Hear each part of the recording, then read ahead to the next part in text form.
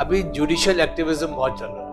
Ji sir. Court, supreme court is directing the president what to do and what not to do. इन philosophy को पसंद करते हैं। शंकर ने अविद्या किसको कहा था? ये इंटरनल सिक्योरिटी की अगर हम बात करें तो ये नक्सलिज्म हम चाहते हैं कि खत्म हो, लेकिन इतने दशक हो गए खत्म ही नहीं हो रहा। आपने वीकनेस में ऐसे क्यों लिखा कि आपकी वीकनेस है कि try to find root of the problem? मतलब बोलने का अधिकार को लेकर के सोशल मीडिया के माध्यम से भी कुछ भी बोल लेते हैं, तो क्या ये इतनी फ्रीडम ऑफ स्पीच होनी चाहिए?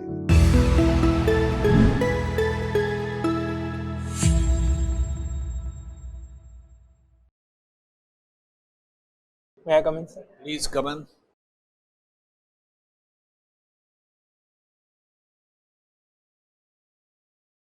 Good afternoon, sir. आइए बैठिए।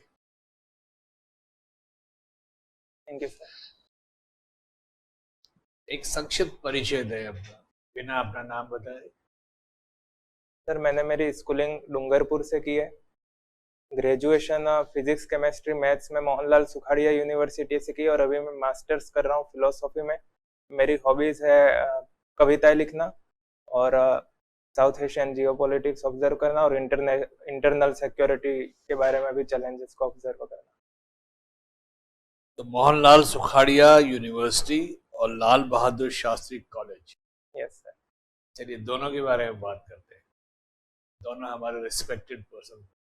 मोहनलाल सुखाड़िया जी के बारे में बताएं।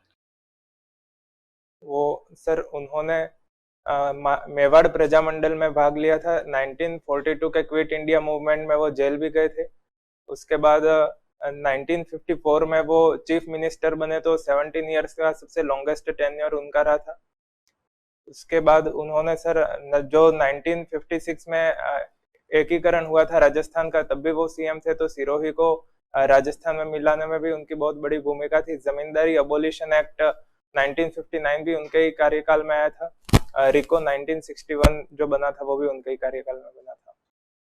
कुछ पंचायत बोर्ड से भी उनका, पंचायती राज से भी कुछ कनेक्शन था, क्या था वो? 1959 में जब पहली बार पंचायत का गठन हुआ था, वो उनके ही कार्यकाल में हुआ था नागौर में। Physics chemistry maths. पर आप, हाँ, उससे पहले मैं ये पूछना चाह रहा हूँ आपसे, आपने 2019 में अपनी ग्रेजुएशन करी, अब हो गया 2025, 6 इयर्स, लॉन्ग टाइम। सर क्या करा आपने? अभी मैं मास्टर्स कर रहा हूँ फिलोसॉफी में इग्नू से, और सिविल सर्विस की यूपीएससी की प्रिपरेशन की थी 4-5 साल। Okay, fine. अभी जुडिशियल एक्टिविज्म बहुत चल रहा है। जी sir. The court, Supreme Court is directing the president what to do and what not to do. क्या ये जायज है? सर, मेरा पर्सनल ओपिनियन देखे तो जो आर्टिकल 145 में कॉन्स्टिट्यूशनल केसेस में 5 जज की बेंच बैठनी चाहिए, लेकिन अभी जो प्रेसिडेंट जो state of Tamil Nadu versus governor of Tamil Nadu का जो केस था, उसमें प्रेसिडेंट को 2 जज की बेंच ने डायरेक्ट कर दिया है। तो अगर ये प्रेसिडेंशियल या तो रेफरेंस लेकर के उसको दे, या फिर अटॉर्नी जनरल और सेंटर केस करके 5 जज की बेंच को ये केस रेफर करना चाहिए मेरे। देखिए, गवर्नर के पास अगर कोई चीज जाती है और गवर्नर अब डिसीजन नहीं लेना चाहते हैं, तो he can send it to the president. ठीक है, वो आगे कर दिया। प्रेसिडेंट को अगर कुछ है तो उनको डायरेक्टिव किससे ले रहा है? From the council of ministers और from the supreme court? From the Council of Ministers. So the Supreme Court should keep quiet. Yes sir. लेकिन अगर वो जो काउंसिल ऑफ मिनिस्टर्स है वही डेरेलेक्शन ऑफ ड्यूटी करती है और कॉन्स्टिट्यूशनल साइलेंस पर का फायदा उठा के बिल्स पर बैठ जाएगी, तो आर्टिकल 142 में जो कंप्लीट जस्टिस का प्रोसेस है वो सुप्रीम कोर्ट ले सकती है। देखिए, dereliction of duty is an entirely different thing. Yes sir, है ना? वो एक्ट ऑफ कमीशन है, not act of omission. Yes sir. लेकिन सर अभी मैंडेमस, इसको मैंडेमस में सुप्रीम कोर्ट दे सकती है रीट पिटीशन, ऐसा कहने में है। It's a debatable point. Yeah. आप और मैं डिसाइड नहीं कर सकते। Thank you sir. ये आपने बताया कि सिरोही को राजस्थान में विलय करने में मोहनलाल सुखाड़िया का हाथ है। ये सिरोही बाद में क्यों आया, क्या क्या कॉन्फ्लिक्ट था? सर ऐसा पढ़ने में आया कि जो सरदार पटेल की जो लॉबी थी वो चाहती थी कि सिरोही है वो गुजरात में रहे, क्योंकि उसका टूरिज्म पोटेंशियल, माउंट आबू वो सब वहाँ था, तो उसका रेवेन्यू गुजरात को मिले। लेकिन जो वहाँ पर गोकुल भाई भट्ट थे और जो दूसरे नेता थे वो चाहते थे कि सिरोही है वो राजस्थान में, और जो कल्चर है, लैंग्वेज है, वो भी राजस्थान से मिलती जुलती है। ठीक है, ठीक बात है। आपका ये हॉबीज और इसमें है, पिछली बार आपका साउथ एशियन जियोपॉलिटिक्स था, इसको आपने चेंज किया है, और अब है इंटरनल सिक्योरिटी ऑफ इंडिया। कौन कौन सी थ्रेट है इंटरनल सिक्योरिटी में भारत में? जी सर, अभी लेटेस्ट थ्रेट्स तो साइबर क्राइम्स भी हैं, और जो खालिस्तान पहले जो डेड था लेकिन अब वो वापस रिवाइव हो रहा है बब्बर खालसा इंटरनेशनल में। नक्सलिज्म धीरे धीरे करके डाउन हो रहा है, लेकिन वो भी अभी मेजर थ्रेट है। और जो नॉर्थ ईस्ट इंडिया की जो सिक्योरिटी चैलेंजेस है, मणिपुर, मिजोरम, वो भी अभी जारी है। और ये जिम्मेदारी किसकी होती है इंटरनल सिक्योरिटी की? वो मिनिस्ट्री ऑफ होम अफेयर्स। और इसकी एजेंसीज कौन कौन सी है जो उसको डील करती है? CAPF, CRPF, वो जो भी आगे सारी संस्था है, और एक इंफॉर्मेशन में IB डील करती है। अभी मुशीराबाद में जो भी हुआ है घटना, तो वहाँ कल न्यूज में हम देख रहे थे कि पैम्पलेट लेके लोग खड़े हैं, कह रहे कि BSF का एक यहाँ प्लाटून होना चाहिए हमारे यहाँ। तो क्या फिर ये स्टेट और सेंटर के बीच के रिलेशन को कॉन्फ्लिक्ट नहीं करेगा, क्योंकि वहाँ जो है स्टेट पुलिस का काम है वो? जी सर, लेकिन या ये इंटरनल सिक्योरिटी का इशू है? हाँ सर, इंटरनल सिक्योरिटी का भी इशू है। एक आर्टिकल है सर, मैं गैस कर सकता, आर्टिकल 352, तो उसमें है वो अगर स्टेट है वो सिक्योरिटी नहीं प्रोवाइड करे और कॉन्स्टिट्यूशनल डायरेक्टिव्स के हिसाब से नहीं चले, तो जो सेंटर है वो अपने फोर्सेस वहां पर डिप्यूट कर सकता है इंटरनल सिक्योरिटी को बचाने के लिए और कॉन्स्टिट्यूशन को बचाने के लिए। इसलिए वो कॉन्स्टिट्यूशन के खिलाफ तो नहीं है। चलिए, आज कौन सा दिवस है अपने? आज डे, ये अभी इन दिनों में एक राइट टू इंफॉर्मेशन को लेकर के भी कॉन्फ्लिक्ट चल रहा है, एक एक्ट को लेकर के। Yes sir, data protection act जो है आपका, क्या है ये? उसमें सर प्राइवेसी को एक्सेप्शन डाला है, तो जो ऑपोजिशन कह रहा है वो एक्सेप्शन वापस हटा देना चाहिए, लेकिन सरकार का कहना है कि प्राइवेसी एज एन एक्सेप्शन तभी काम करेगा जब ये खाली इंडिविजुअल स्फीयर को प्रोटेक्ट करे। अगर पब्लिक इंटरेस्ट ज्यादा हो जाता है तो ये एक्सेप्शन नहीं रहेगा। तो आप मानते हैं कि आप राइट टू इंफॉर्मेशन को ये समराइज कर रहा है, कम कर रहा है, कंसाइज कर रहा है, क्या कर रहा है ये एक्ट? आपका क्या इसके ऊपर पॉइंट है? मतलब सर, मेरे हिसाब से तो ये पहले जो था RTI एक्ट, उससे अभी नया वाला RTI एक्ट है वो डाइल्यूट कर रहा है ये प्राइवेसी वाला जो ऑप्शन है उसको। अगर वो पहले भी था तो पहले वाला ही चलने देना चाहिए, अभी वापस ये नया अमेंडमेंट करके डाइल्यूट करना है। ये अपन राइट टू मतलब बोलने के अधिकार को लेकर के सोशल मीडिया के माध्यम से भी कुछ भी बोल लेते हैं, तो क्या ये इतनी फ्रीडम ऑफ स्पीच होनी चाहिए क्या? जबकि कॉन्स्टिट्यूशन में है इसके ऊपर प्रतिबंध है, यथाशक्ति लिखा हुआ है। कौन कौन से आधार पर है प्रतिबंध?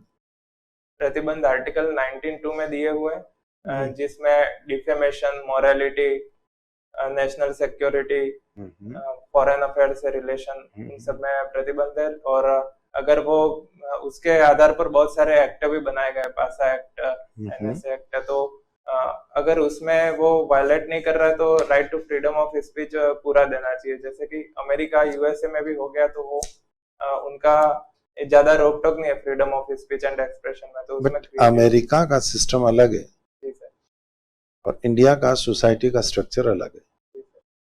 हम लोग कुछ भी करके, दंगे फसाद करके हो जाता है, तो ये आखिर में क्वेश्चन तो लॉ एंड ऑर्डर का बन जाता है और एडमिनिस्ट्रेशन परेशान रहता है इससे, जो डेवलपमेंट पर काम नहीं होता है और उसको उसी में मैनेज करने में लगा रह जाता है।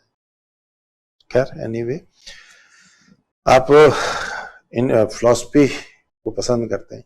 शंकर ने अविद्या किसको कहा था? विद्या का ना होना ही अविद्या, ऐसा शंकराचार्य ने कहा था। जो ये कॉस्मिक रूप से जो ढक लेता है आवरण, पूरे जगत को वो तो माया हो गया, और जो अपनी बुद्धि और विवेक को ढक लेता है आवरण, वो अविद्या है। ये तत्व मीमांसा क्या होती है? तत्व मतलब मेटाफिजिक्स, जो तत्व और जो अल्टीमेट रियलिटी है, अल्टीमेट तत्व है, उसको जानना, तो उसको ही तत्व मीमांसा का है। कोई विद्वान बता सकते हैं जिन्होंने कोई अप्रोच बताई हो समझने के लिए?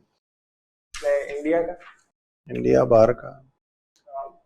सर बहुत सारे विद्वान हुए, जैसे कि बाहर के तो डेकार्ट ने कार्टेशियन मेथड दिया था तत्व मीमांसा को जानने के लिए, और विटगेंस्टाइन ने लैंग्वेज फिलोसॉफी दी थी, और इंडिया में भी जो मीमांसा हो गया, उन्होंने वेदों से कहा था कि तत्व मीमांसा जानी जा सकती है। न्याय फिलोसॉफी ने भी 4 दिए थे, प्रमाण, प्रत्यक्ष, और इन्फरेंस, अनुमान, कंपैरिजन, उपमान और शब्द।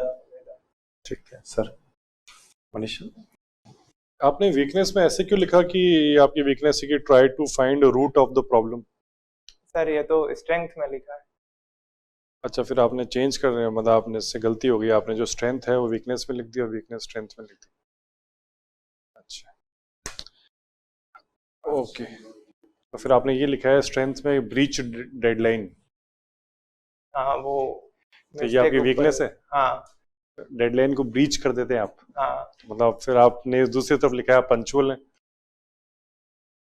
पंक्चुअल तो सर जैसे कहीं पर भी जाना हो तो मैं पंक्चुअल हूँ, लेकिन अभी आरएस का ही सिलेबस देख ले तो मैं कोई भी टॉपिक है उसको पूरा रूट से पढ़ने जाता हूँ, तो मेरे जो 2 दिन फिक्स कर रखे थे वो 3 दिन लग जाते हैं, वो वीकनेस है मेरी। इससे अच्छी बात है, आप कॉन्सेप्ट तो क्लियर होता है एटलीस्ट आपके। इसलिए वो स्ट्रेंथ भी कह सकते हैं उसको, इसलिए वही स्ट्रेंथ में भी लिखा कि रूट आउट प्रॉब्लम करेंगे तो थोड़ा डेडलाइन बनाते में हमें ऐसा नहीं लगता हम ज्यादा ओवर एम्बिशियस हो जाते हैं? हम सोचते हैं कि इसको ज्यादा मेहनत करूंगा, 2 दिन में ही कर दूंगा, जबकि काम वो ऐसे बेसिकली होना चाहिए 3 दिन में। जी सर। तो आपको नहीं लगता आपकी कमी नहीं है, आप खुद ही हम ओवर एम्बिशियस हो जाते हैं? जी सर। ज्यादा जोश आ जाता है थोड़ी देर के लिए। हाँ, मुझे लगता ऐसा होता है, कमी है सर। चलिए ठीक है। ये इंटरनल सिक्योरिटी की अगर हम बात करें तो ये नेक्सलिज्म हम चाहते हैं कि खत्म हो, लेकिन इतने दशक हो गए खत्म ही नहीं हो रहा। जी सर। क्यों? तो अटल बिहारी वाजपेयी ने कहा था बुलेट नहीं बैलेट इसका समाधान है, तो वो जो ग्राउंड वर्क पर जो डेमोक्रेसी है वो वहां पर पहुंची नहीं है, डिसेंट्रलाइजेशन पैसा हम तो चाहते हैं, हम तो अगर एक भी वोटर होता है उसके लिए भी जो व्यवस्था की जाती है, पूरा सेंटर बनता है कि ये वोट डाले। जी सर। तो प्रशासन तो तैयार ही है। हाँ, तो वो सर अभी अभी बहुत ही उसमें सुधार हुआ है, जैसे कि एक न्यूटन फिल्म भी आई थी। नहीं वो मत बताओ आप, जो इशू है, जो क्वेश्चन है उस पर हो आप। फिल्म आई थी उसमें दिखाया गया कि वोटिंग व्यवस्था की, मैं ये तो कह रहा हूँ आपको प्रशासन पूरी तरह से तैयार है, जो भी अगर उसको सहायता देनी है वहाँ पे लोगों को, लेकिन वो इतनी वहाँ पे बन ही नहीं पा रहा, ऐसा माहौल नहीं बन पा रहा। जी सर। इसका क्या कारण है? जैसे कि अभी होम मिनिस्टर साहब ने भी कहा कि 2026 में नक्सलिज्म खत्म हो जाएगा, इंडिया से रूट आउट हो जाएगा, तो मैं भी ऑप्टिमिस्टिक हूँ कि ये धीरे धीरे कम नहीं, हो रहा वो तो ने कहा, ऐसा तो पहले भी जो पॉलिटिशियंस हैं उन्होंने स्टेटमेंट्स दिए हैं कि इसमें हम कंट्रोल कर रहे हैं, काफी हद तक कंट्रोल हो जाएगा, लेकिन फिर भी ये सर्वाइव कर जाता है। इसके क्या कारण है ये बताओ आप। ठीक है सर। चलिए, इंटरव्यू इज ओवर, आप जा सकते हैं।